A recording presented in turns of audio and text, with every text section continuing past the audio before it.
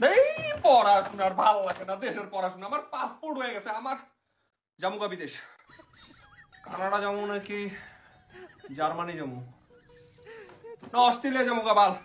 Passport থাকতে আমার এই বাংলাদেশি পড়া লাগছে, কারক বিভক্তি। পড়াশোনা বাদ, একবারে বিদেশ গিয়ে পড়াশোনা।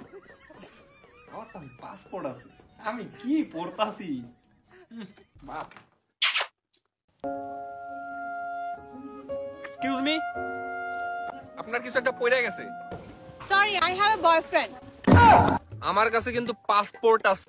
তো কি হইছে? হ্যাঁ, এমা কি বলদ নাকি? পাসপোর্ট চিনে না ভাই? আমার কাছে পাসপোর্ট আছে। অশিক্ষিত, পাসপোর্ট চিনে না। আমি চাইলেই এখন বিদেশ চলে যেতে পারি। মিস করলো রে, মিস করলো। একটা পাসপোর্ট ধারী একটা পোলারে মিস করলো। হ্যাঁ আপু, ভালো আছেন? হ্যাঁ। আপনার পাসপোর্ট আছে? না, কেন?